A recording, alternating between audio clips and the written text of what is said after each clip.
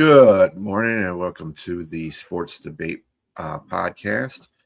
I am BA. I got with me James Martin and, of course, Jack Hirsch. Hope you fellas are doing good this morning. So there was a women's basketball game. Let's get right into it. There was a women's basketball game last night between UConn and South Carolina. South Carolina prevailed 62-48.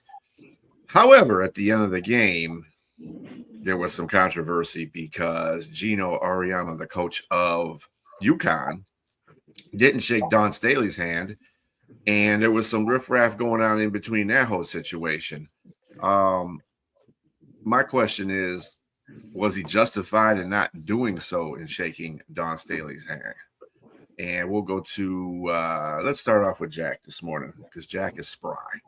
I wish I knew that was going to happen. Then I would have watched the game. I would have studied the body language. Confession, I didn't see the game. I should have seen the game. I didn't see the game. I watch all these sporting events as you guys do, one after the other, listening to sports shows. So we miss things once in a while. We do. We have other things to do. I mean, I don't know about you guys, but I do at least. And I assume you guys do as well. You need to unwind. And so what went down between Gino Auriemma and Dawn Staley when UConn was on this big winning streak, the national powerhouse, favored to win the national championship, and they're meeting their main rival, Dawn Staley, South Carolina team. And it didn't go UConn's way. They just shot the ball poorly. It didn't go their way. And the losing coach is automatically going to be upset. Any coach is going to have a little bit of a short fuse. They're going to smile. They're going to make nice for the camera in a lot of cases. But the way it's really eating at them. And it's easy to lose it. You have to look at the personalities involved. Dawn Staley is a very strong, powerful, well-respected woman with a good reputation. Gino is a little bit, I don't want to say a loose cannon, but he's a little along the UConn lines of, Danny Hurley. He's a little bit temperamental at times, and he's a bit arrogant. Let's be honest. He wins, and he's kind of very gently shoves it in your face. Very gently, okay? And he doesn't exactly leave losing teams with their dignity. He might throw them a little compliment now and then, but this was a rivalry, and UConn loses. And Gino is mad at the officials. And like I said, I didn't see the game. Was he justified to be mad at the officials? If you feel you're not getting the calls and the other team is, that could kind of set you off in a little bit of a way. I've known that coaching on the high school level when I had a far superior team. James, you probably know that. You saw the movie He Got Game. I coached the junior varsity Lincoln High School basketball team one season, and that school, Lincoln, okay, in Brooklyn. And we blitzed another team, but it's at halftime. We have like a 16-point lead, and the other coach has to open the locker room for us to get in. No one's showing up. We're standing in the hallway. Finally, he comes, opens it up, and he makes it a point to let me know the way his team is getting screwed by the officials. Like, what do I have to do with that? Okay? And he's making a point. So Gino is mad at Dawn Staley. He's mad at Dawn Staley like she has something to do with it. One of his players, she got her jersey ripped off. And then he's complaining the way Dawn Staley is talking to the officials. If I talk that way or any other coach talk that way, we get a technical foul, but she's not getting it.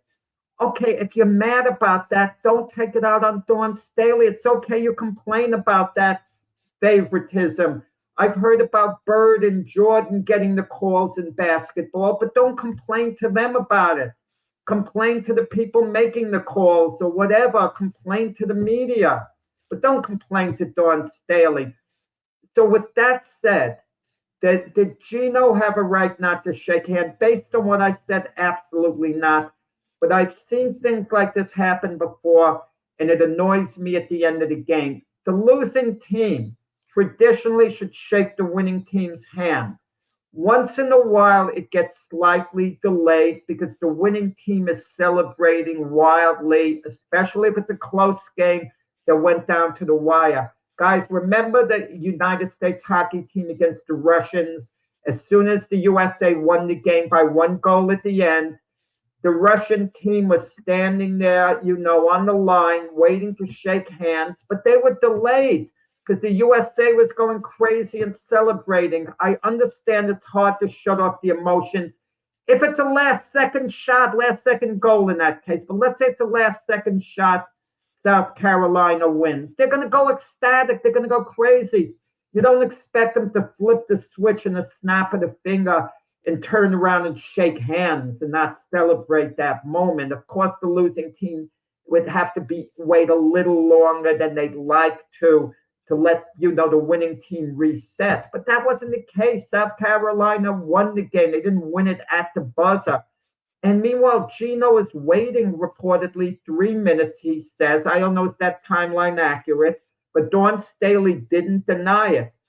Where was Dawn Staley to shake his hand? It's a tradition. Wait, wasn't that was in the beginning of the game, I believe, right? That was at the beginning of the game. The end of the game. No, I think he said that was at the beginning of the game was tradition where the coaches meet up and shake hands or something like that, and it didn't happen. I think that was at the beginning of the game. Maybe I'm wrong. That 2 handshakes. Right. At the beginning, there's an end of the game. Well, they did shake hands at the end of the game. Okay, maybe you're right there in the beginning of the game. Okay, maybe you're correct about that. But if it's the beginning of the game, why wait 3 minutes? The game didn't begin. You don't see it. I think that's where he was annoyed already from the get-go. But I mean, no, they didn't shake hands at the end. They didn't shake hands. They didn't shake hands at the end. He left. He left. But like you said.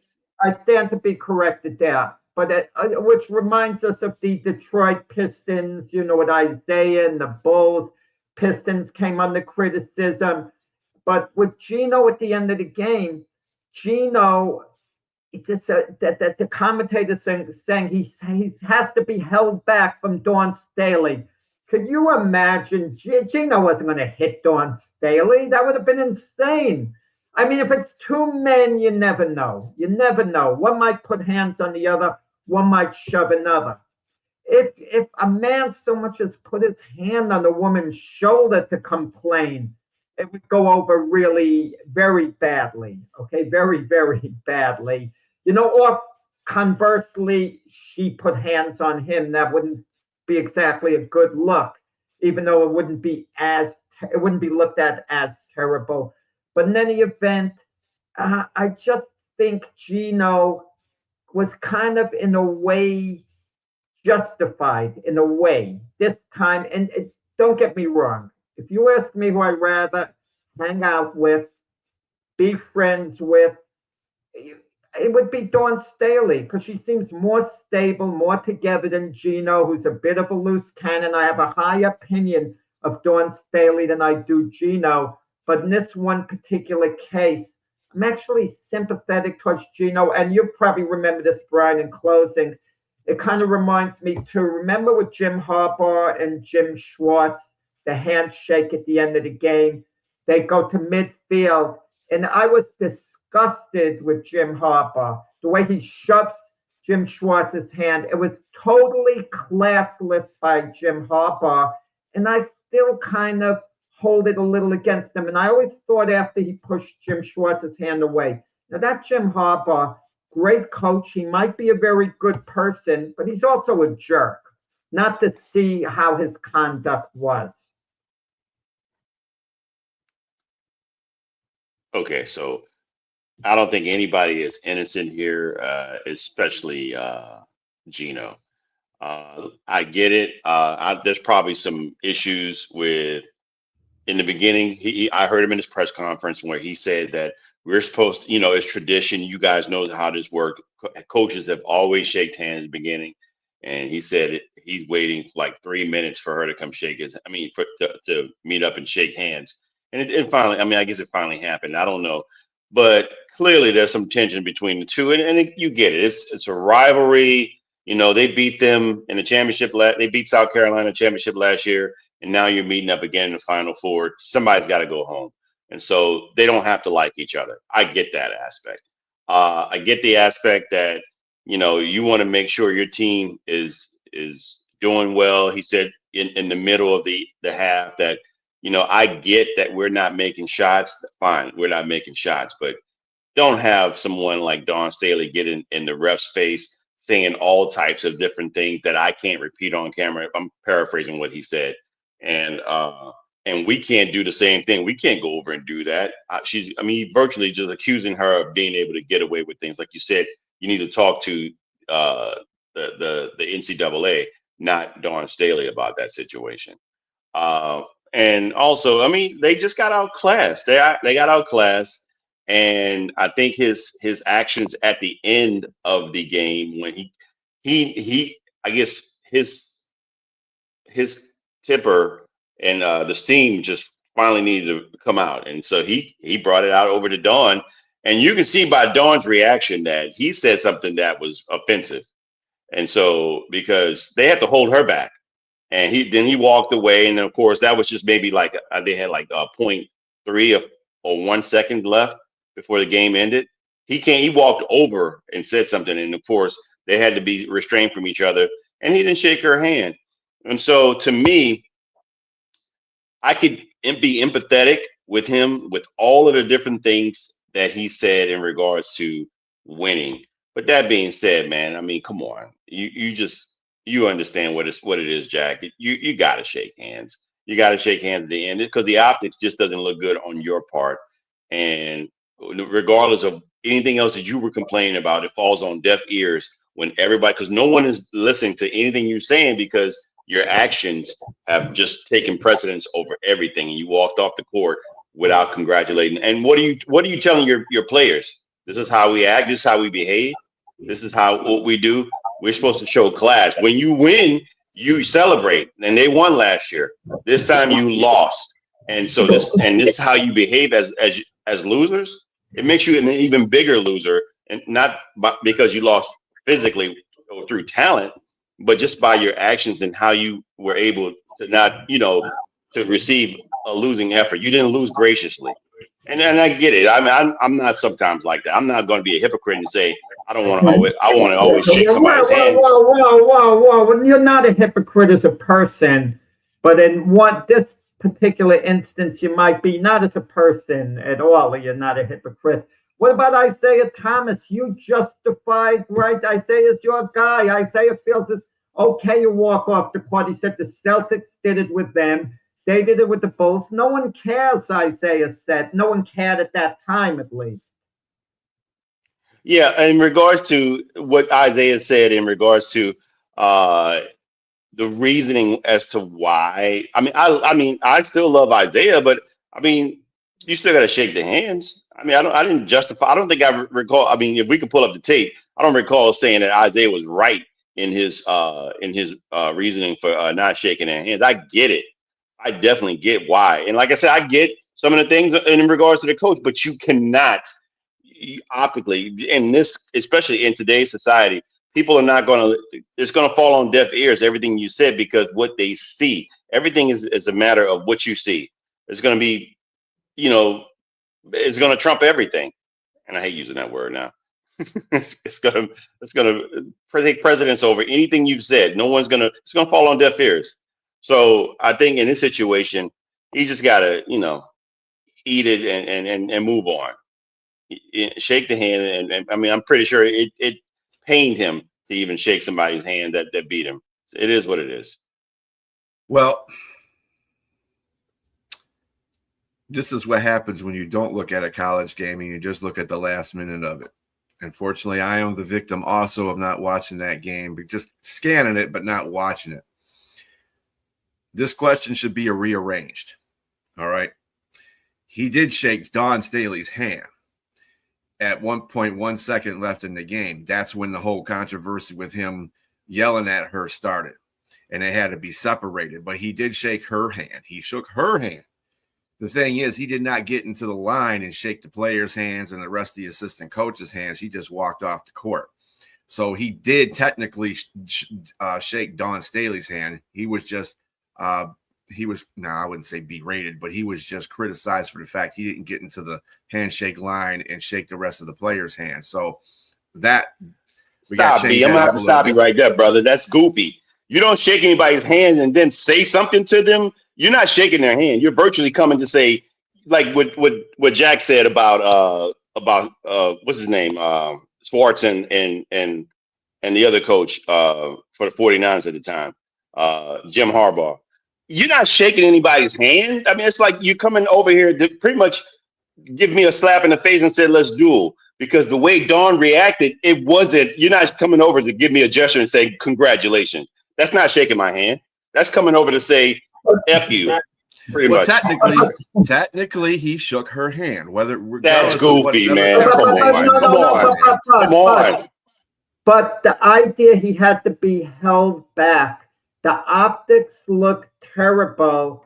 You know, a man and a woman, where a man has to be held back. It looks bad if a woman's also trying to get at a man, but it looks doubly bad a man with a woman. Now, he wasn't going to put hands on her, but just the idea he wanted to get in her face. On him. But you want to know something? At the end of the day, they're coaches. She's not a woman. He's not a man. They're coaches. As long as there's no fiery coaches. They can, right, high-level coaches, competitors, they can go at it. They could say what they want. This is strictly a coaching thing. But the optics look terrible. A man being held back from trying to get at a woman, even though we understand this is sports, it's competitive. Because usually when you're held back, people think you might go a little too far. So,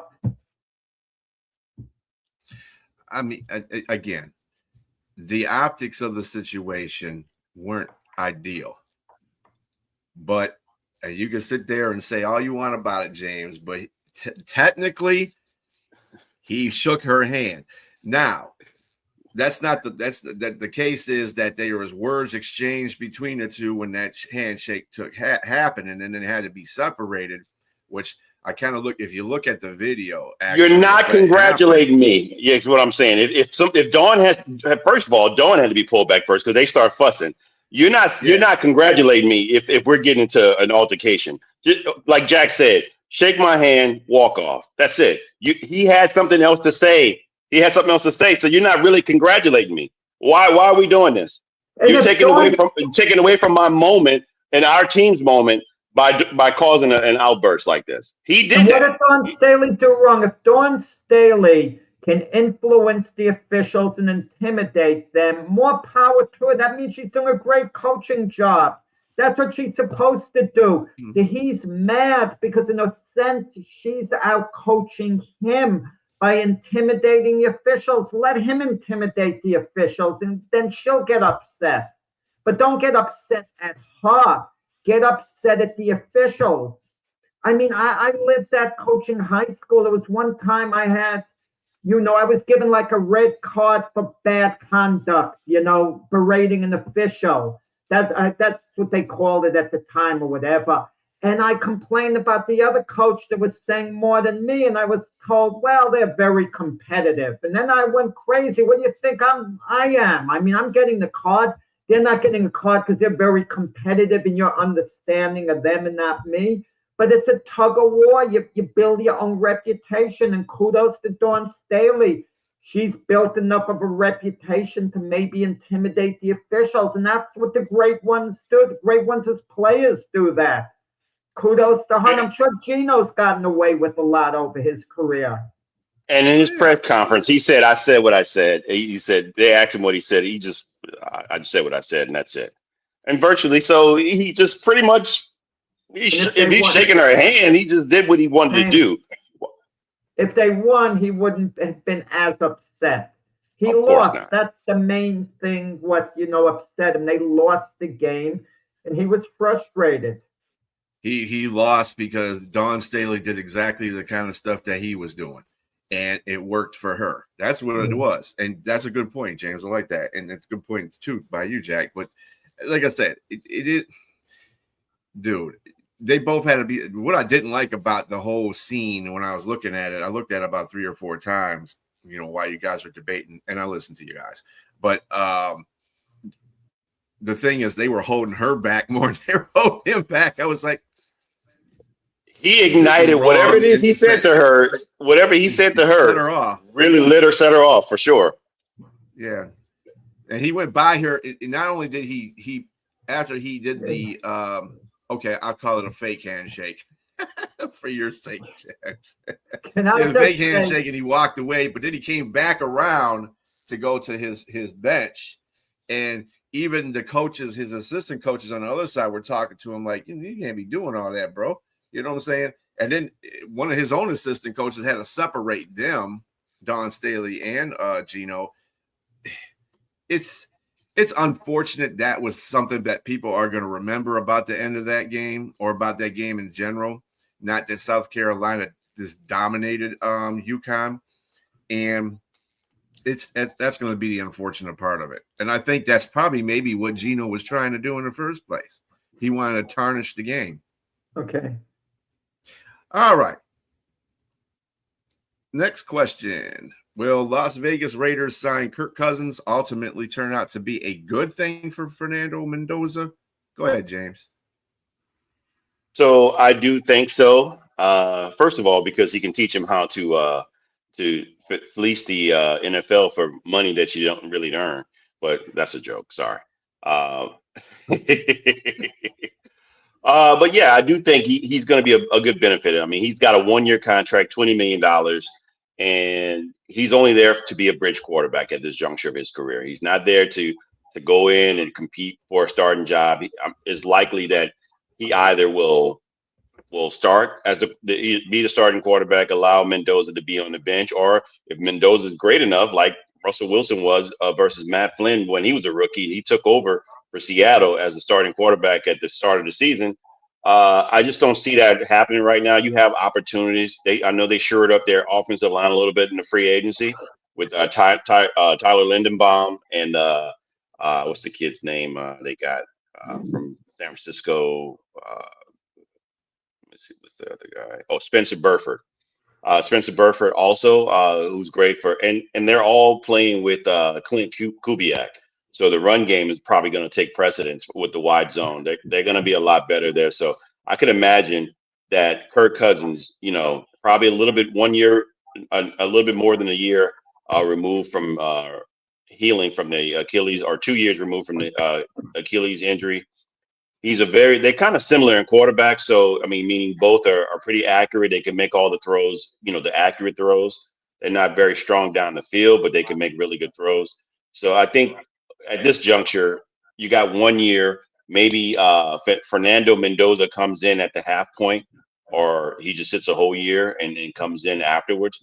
But I mean, this is still a rebuilding year for them. So I would imagine Kirk Cousins, again, can be, let's just say if Mendoza does start, you have a good viable quarterback up behind you to be able to, and to teach you some things that you can learn to be being a pro at that position.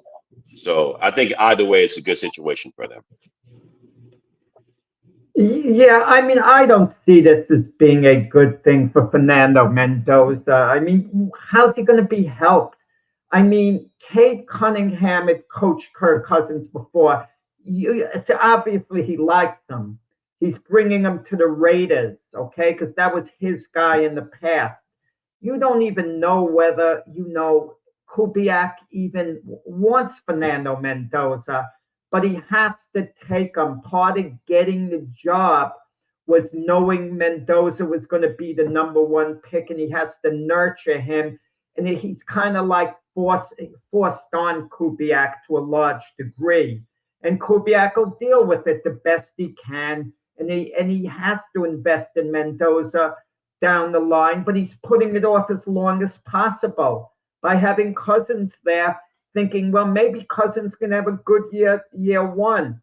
Maybe Cousins can then, be my quarterback year 2. Maybe I could stretch this thing out. Well, you're not going to win with Kirk Cousins. I mean, you're not going to win in the big picture. I mean, Kirk Cousins as well. What's he done over his whole career? One playoff game or something in his long career? I mean, he never took a Super Bowl run. Kirk Cousins is a decent, competent quarterback who doesn't take a team to the next level. He never has, but he'll look good for certain games. He's going to look good for certain games for the Raiders.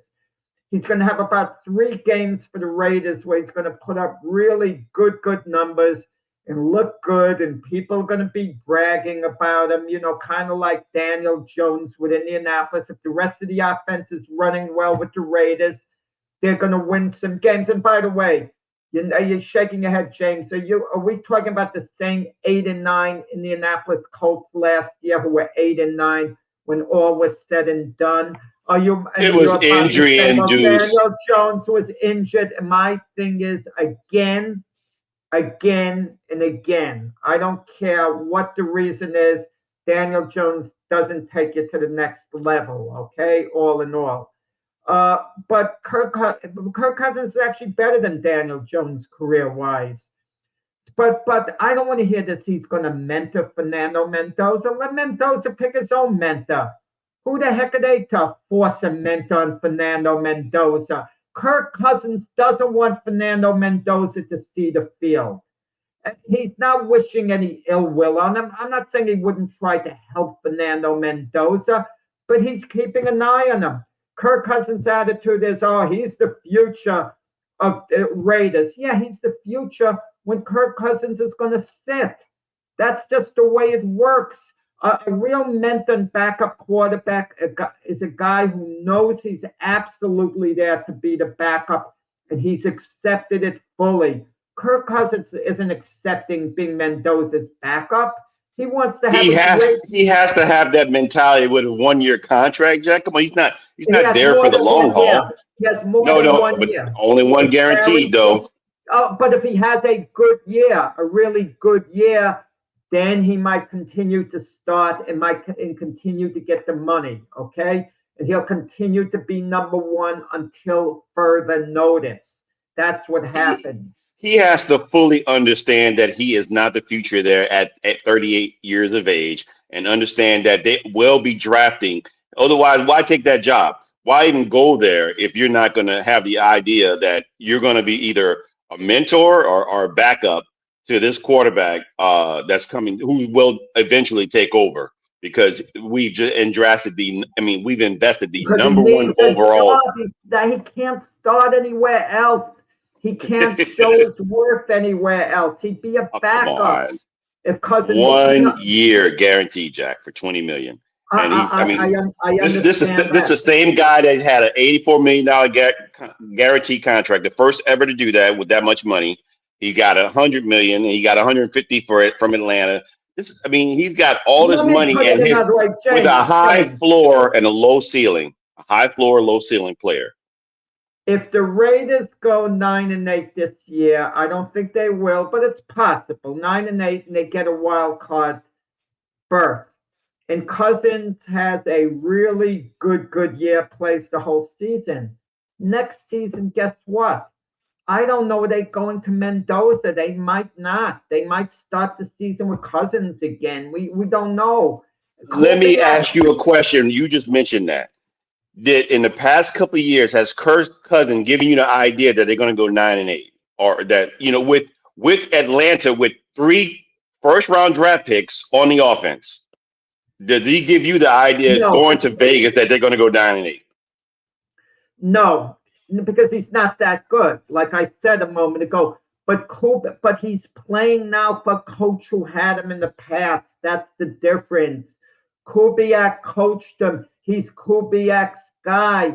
You don't know what Kubiak's thinking. Kubiak might be thinking he might even be saying to Cousins on the side, look, you're my guy. As long as you play really lights out, you're going to be number 1. I'm going to see you stay in that position. It's Cousins' job to lose right now. Ultimately, Mendoza has to start, because when you draft a guy number 1 overall, you have to start him. But things change. When Tony Romo got hurt, he never got his job back because Dak Prescott was lights out. Look at Jordan Love. He had to be on the bench for 3 years. Aaron Rodgers had to be on the bench for 3 years, because of Favre and then Rodgers, respectively. played lights out. I don't think it's a good thing for Fernando Mendoza. I'm just going to say one final thing and then be done. Uh, Imagine this same scenario played out for Cam Ward at Tennessee. They got a Kirk Cousins and they had Cam Ward carry the clipboard. Caleb Williams the year before with the Bears. These guys needed to make their rookie mistakes to be better quarterbacks. You need to play and make the mistakes. Carrying a clipboard and not making mistakes and just say, oh, I want to learn. I mean, let Mendoza sit down and have sessions with Tom Brady in the meanwhile. He's going to learn every bit as much as he would from Kirk Cousins just watching him. I'm going to say this. You got to have some vision, Jack. And I think this is what the Raiders are doing. They're trying to have some vision. I don't think that they think they're going to the Super Bowl this year. Okay. Sometimes you got to, as a franchise, you got to step back and say, hey, it's kind of like the Jets situation that you have there. They're not going to no Super Bowl this year. It could happen, but they're most likely they're not.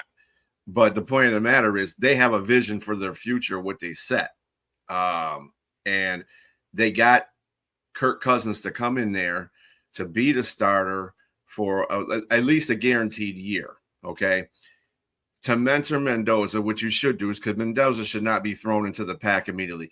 Yes, he won a Heisman Trophy and a national championship, but is he that quarterback? I don't think so. And I think the Raiders realize that too, especially when one of your part owners was a quarterback. I'm sure he's looked into that whole situation as well. If you're going to pick him out to be your franchise person, let him be guided the right way instead of just throwing him out to the wolves. Okay. With Kurt having the contract that he does, the first year being guaranteed, he'll probably be the guy, regardless if he does well or not. Kirk's always been a regular season quarterback in the first place. To your credit, he can't get past a couple of things. So that's true. That's factual. But he is a good regular season quarterback. Whatever Mendoza takes from that, he can use to advance the Raiders into a playoff mode. That's an individual thing. He's going to have to do that on his own. But let's say that next year they start Mendoza, and maybe they give Cousins an $80 million extension, because that's basically, it's a 5-year deal, but it's actually a 1-year deal, and they just kind of stretched it out a little bit based on how performance is going to go in the next couple of years. So wait, if Mendoza starts off next year and he plays well, that's Kirk's last year there. He's going to be a backup. That'll be his last year there. If Mendoza doesn't play well, okay, and like by game 8 or something like that, and the Raiders doesn't have a good record, then that's when Kirk Cousins will take over and play the rest of the season, or whatever the case may be, until they fix whatever's wrong with Mendoza. So this is a plan that I think that the Raiders got in place, and I think it's a very good plan. It's an expensive plan, but it's a good plan at the same time. So, I mean, I don't fault them for that. And Cousins is a fail-safe. He's not a bad quarterback. He's not a great quarterback, but he's a veteran quarterback that's been in certain places, and he can give that ultimately to Fernando. So I don't understand why you think that if he has a good season, that's just an added bonus for the Raiders as far as Kirk Cousins goes. Doesn't mean they're going to keep him again. His job is to mentor Mendoza. No, Brian. It's less about Kirk Cousins than Mendoza's situation. I'm a big believer quarterbacks learn by playing. I know certain situations they sit a year, whatever. But even Patrick Mahomes, you had an established quarterback in a very good Kansas City Chiefs team. So I could understand the 1-year transition once in a while. I don't want to hear Tom Brady. He was the 4th string quarterback on the team, so no one was sitting him on purpose. But other quarterbacks, they made the mistakes. Like I said, like Caleb Williams, he gave him a chance to play. Jaden Daniels, C.J. Stroud, you gave him a chance to play as rookies. I mean, you only learn by playing. You mainly learn by playing, I should say. Okay. Well, I'm just one thing before we go to the next subject. Yeah. Just based on that, those are quarterbacks were put in this position because they had no other choice but to start them because they didn't have any other quarterbacks. So you have to throw the rookie out there, and if you get him in the first round, he's got to play. In this is an ideal situation for Mendoza. He can learn NFL type of football without having to go out there and getting killed. You know what I'm saying? First, so he can do that to his second year. I still think it's a good move by the Raiders. But anyway, that's just me. All right. So, next question. If Luka and the rest of the Los Angeles Lakers teams are healthy come playoff time, are they a legitimate threat to win the NBA championship? Go ahead, Jack. I would say yes, actually, even though most people think no. It's easy to say no because of recent developments. Luka is going to miss the rest of the regular season, and we don't know him coming back from the hamstring, how he's going to be for the playoffs. So, but the key thing is if they're healthy. If Luka's not 100%, forget about it. It's not going to happen. Now, the Lakers were on this great run. And then they had a 4-game span in which 3 of the 4 games would be 2 against OKC and 1 against Cleveland. And that was supposed to tell us whether they were for real or not. And they beat a very good Cleveland Cavalier team. And then they laid an egg against OKC. Luka got hurt, but they were far behind during the game. It was awful, but you want to know something? It happens to every team. Once in a while, nothing goes right, no matter how big a game it is. OKC was fired up, and the Lakers just had a terrible game. And if Luka didn't get hurt, it's called a throwaway game. It happens to every team. You just forget about it. And then they're supposed to play OKC again in Los Angeles. Now, that game might be revealing. The Lakers won't have Luka. I don't think they're going to win the game in LA. And I know I say there are no moral victories. They're mainly no moral victories. If the Lakers can play OKC a very close game at home, very close, down to the wire type game, even if they lose, I think everything could get in sync again. The whole thing with the Lakers is just, hold serve until Luka gets back for the playoffs. And if they could continue to play the way they're doing, I think OKC can be had. It took them 7 games, the 2 7-game series last year to win the NBA championship. OKC they're not a powerhouse. I don't even think they're going to beat San Antonio if they play them head-to-head, but that remains to be seen. Do I think the Lakers would win are going to win the NBA championship if Luka's completely healthy, everyone's completely healthy? No. But are they a legitimate threat to win it all? I think the way they were playing, I do think they are at least a legitimate threat to win it all. So I know, barring the injury to Luka Doncic, we want to talk about the Lakers, what they were prior to this injury, and I'm gonna leave it at that question because that's a fair point as to how the Lakers were playing the last several games. They were winning their games. Mind you, they just had I'll give you also that every team they lay an egg. They were losing. Before the injury, they were losing by 32 points. Luka had a 3 for 10 night, 12 points, whatever rebounds and assists. He was just having a bad game. And the Lakers altogether, a lot of turnovers, a lot of steals. But you got to give credit to a great defensive team that they were playing in OKC. But that being said, the Lakers prior to the injury were 31-1 betting odds to make it to the championship, and they were 15-1 to make it into the Western Conference Finals. When the injury occurred, they dropped down to 100-1 to make it to the championship and 60-1 to make it to the Western Conference Finals. But prior to the injury, you got to play 7 games. The question should have been, can the Lakers win the championship in the 7-game series against a team like OKC or against a team like San Antonio or even a defensive stalwart like Houston. I just think that the Lakers don't have enough defensively because when you're in the playoffs, that's what really matters. The defense has to really be has it steps up a notch with every team. And when you got San Antonio, where you got Wembyama, he's this huge, big stretch that goes all over the court, and he will stop you defensively. And you have Stephon Castle, a big 6'6" guard, and you have De'Aaron Fox, Dylan Harper, Harrison Barnes, who's a 38% 3-point shooter right now. I mean, it's just they have Marcus Smart. Marcus Smart to me will play the role of what Rajon Rondo played for the Lakers in 2020 when they won the championship in the bubble. But they also had Anthony Davis, who was on a tear playing a great defense. They don't have that anymore. And so it's not enough. I think Marcus Smart is a great addition to them, but it won't be enough. It won't be enough to win a championship.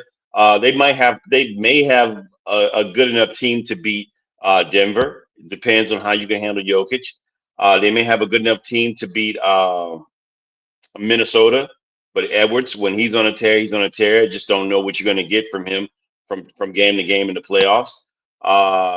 They could beat any other team, I think, but it's just going to be tough with those two teams you mentioned. OKC, I'm sorry, they just showed you in that one game, even though you said it was one game, that's a pretty impressive game to show that they were stealing the ball left and right, Jack. And LeBron James, the question is, does he have enough energy and will at 41, 40, going on 42 to be able to take over the game or play defensive in a 7-game series? Now, you could do this 1 or 2 games here and there, but they're going to need LeBron James from 2020. Something, James? Sure, go ahead. JJ Redick is making a brilliant move right now. It might be subtle. You might just dismiss it and laugh it off. But to get LeBron charged up and motivated even more, and not that LeBron isn't motivated, but to really get him super motivated. If you notice lately in the box scores, Bronny is getting more minutes. So when Bronny is more into the team, now LeBron is a little more charged up because Bronny's getting this extra gentle playing time. Yeah, so he's getting that time because Marcus Smart is out. So he's taking his spot pretty much, because Marcus. So if Marcus Smart comes back, that's going to go back. He's going to go back to the bench. And don't get me wrong, he's got some quality minutes in there, but he's not the answer to playoff time. But I get what you're saying in regards to LeBron being motivated to play a little bit more, to find energy from somewhere. But he's going to get wore out, man. I'm telling you, it's just those teams are just too strong and too deep on their roster. That's what the problem. I think the Lakers don't have a really good roster defensively, and they can give you a lot of points with both Luka if and when he comes back, and Austin Reeves, and then of course LeBron James as maybe their third option. But that's about it. I think they've maybe second round out, or maybe at best get to the Western Conference Finals, but they won't pass neither one of those teams. Those two teams I just mentioned. Well, if they get to the Western Conference Finals, it does mean they were a threat to get there because they got there to Final Four. Yeah, any team that gets in the playoffs at this point is going to be a threat. Whether they're going to be a threat to San Antonio and OKC is a different story. I think the real question that needs to come out of this whole situation too is, why was Luka playing with 7:39 left in a game they weren't going to win in the first place? Because they were getting blown out by 40 points. They got blew out by 43 points. Why was he playing? He should have. Well, he went down. He went down in the third. They were up by 32 in the third quarter. So yeah, he went down in the third. Regardless, the point of the matter is, by that time, you pretty much aren't catching up to OKC. OKC is just putting down literally the thunder on you. So, it's just, I wouldn't have even had him out there in the first place. So, or using him sparingly. You know what I'm saying? That you're trying to make it like you're going to come back. And I'm not saying that in this NBA that's not possible, but you're going against the number one defensive team in the NBA.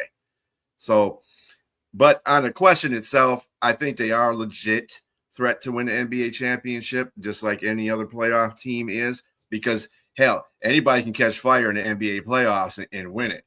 I just don't see it as them actually winning the championship. I don't think they'd be in a championship. I think they're legit, just like the other 6-7 playoff teams are going to be in there with them, but they'll be out. We'll see. So always we'll see with this team. Anyway. All right, next question. Assuming that Trevor Bauer pitches well for the Long Island Ducks, should a major league team sign him to a contract? I might get this one to Jack. Jack's more. Yeah, one thing about James, he always wants these bad boys to go in the Hall of Fame. Guys who split locker rooms up, guys who destroy team chemistry. James is going to point to their stats, what they've done, and say they should be given an opportunity. And you want to know something? And I got to agree with them in this particular case. Trevor Bauer was a bad guy, was a really bad guy. I don't know how he is now, but there's such thing as someone getting humbled, okay? Look, guys, we have a great show over here. We really do. But if Stephen A. Smith was let go by ESPN and Fox and all these other networks wouldn't hire him, and he had to join us here as one of the four, he'd be humbled. He'd want to get back to the ESPN airwaves. Let's be honest about it, okay? He'd want to get back to the show more or less, the big time. We're not quite the big time. We got a great following. And that's what Trevor Bauer is facing right now. He's playing the Atlantic Coast League. He played in the Mexican League, the Japanese League before that, because Trevor Bauer was a jerk. A first-class jerk. Terry Francona, the Cleveland Indian manager, would come to get the ball from him, and he threw it over the center field fence. He antagonized teammates. He was a bad guy, and it goes back to college when he played with Garrett Cole. Reportedly, Cole didn't like him there, and he had some trouble with the law. But, there's such thing as giving a guy another chance. He's been punished enough by being left out of baseball. Former Cy Young Award winner. If he's still got enough left, and if he pitches really well for the Long Island Ducks, and I've went to some Duck games, it's fairly good baseball there. Especially if Trevor Bauer's dominant. You sign him. What are you scared about? Your sponsors are going to pull their product. Women's groups are going to start picketing about Trevor Bauer. Come on. You can't be scared about this stuff. Enough's enough. Trevor Bauer deserves another chance if he starts acting like a knucklehead and he's splitting the clubhouse up with his antics and ticking guys off. Get rid of him. And make him understand that when you sign him a big league team.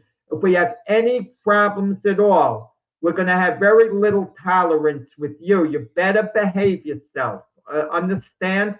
See his attitude. Interview him the way the NFL does. And if he says, no, I'm here to pitch. I'm going to be on my best behavior. And he is, no problem.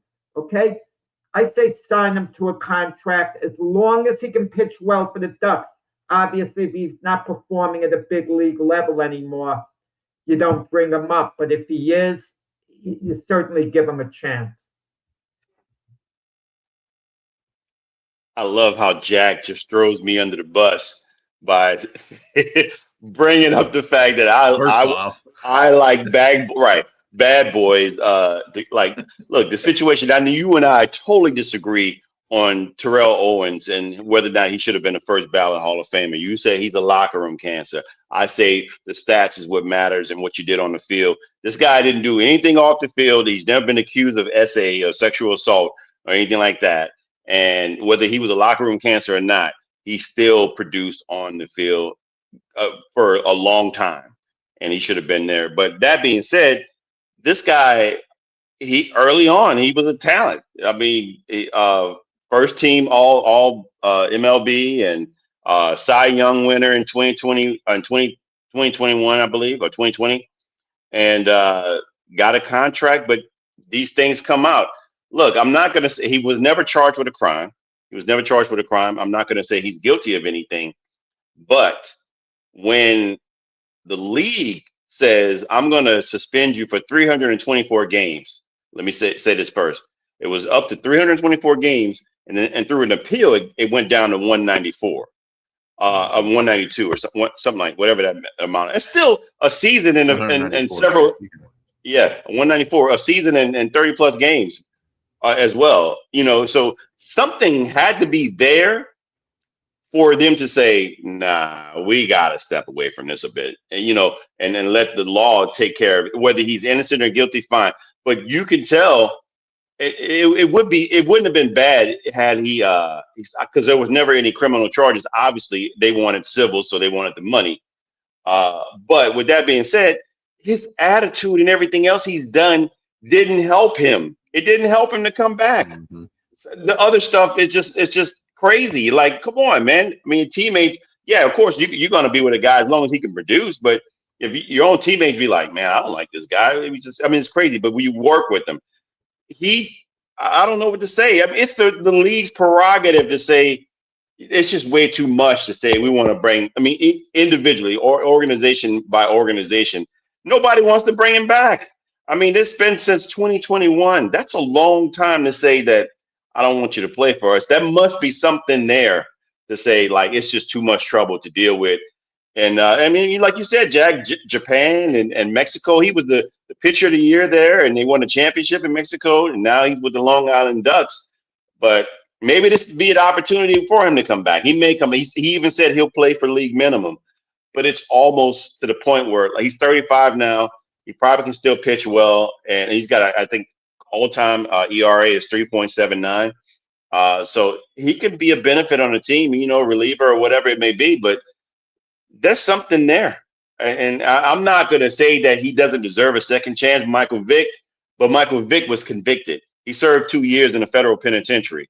He got a second chance, got another $100 million contract. I don't know the situation here. It's still ambiguous. Even though one of the ladies that charged, that accused him, she got charged $300,000 in order to pay that to him because of disagreement of the breach of contract, a breach of what their agreement was. And also another lady was accused of fraud. So I'm not saying that he's innocent or guilty or not. That's for the courts to decide. Even like I said, he was never charged, but everything here, he just, again, what's damning to me is that amount of time that the league decided to give him. And that's what's kind of damning. And that's an issue there. So I can't say yay or nay he deserves to be in the league or not. I'm just going to say I don't have a problem with them saying they don't want him in there. That's it. The league gave A-Rod 121 games, and now he's the Fox analyst and, a face of baseball, just to say that. Yes, but for what, though? They gave him 100 and some games for what? I think they look at everything differently, Jack. Yeah, okay. I mean, when we're talking about doping versus potential sexual assault, come on, man. Yeah, doping and sexual assault are two different things in baseball. And I have to say that, also in March of 2024, another woman came out and claimed that he sexually assaulted her and impregnated her and was charged with defrauding him. But Bauer had paid her $10,000 for medical expenses and prenatal vitamins and services. So if it was alleged that you did this and you said you didn't do it, why are you paying the money? That's always the guilty point of the view. And I don't know. I don't know what baseball's league stance is on domestic violence. I'm sure it's not a good one, but it's kind of like, I think it's like the opposite of how the NFL works, because the NFL, you can have domestic case violence and still be playing. But this dude also, and like to James's point, and to your point, Jack, that this guy does not get away. I mean, he's not a good teammate with anybody. He can't get along with anybody in any locker room. And nobody wants all that. I said, first of all, you're going to be hiring a guy that has a alleged criminal record. Alleged, now I'm saying. And then on top of that, then you're going to have a guy that's going to mess up the entire chemistry of your locker room because he decides he wants to be an a-hole. I wouldn't sign him to any contract. And you better be happy with the Long Island Ducks. Stay there and do your thing because you ain't getting in it. I don't think the major leagues wants him in baseball. He's not baseball material at this point. And, the major leagues is having a little bit of problems right now in the first place. So they don't need any more problems with this guy. So, yeah, I don't think he's going to get a contract. I don't think he should get a contract either. And Jack, I will give you a credit in regards to what you said about Rodriguez in regards to the games he got suspended.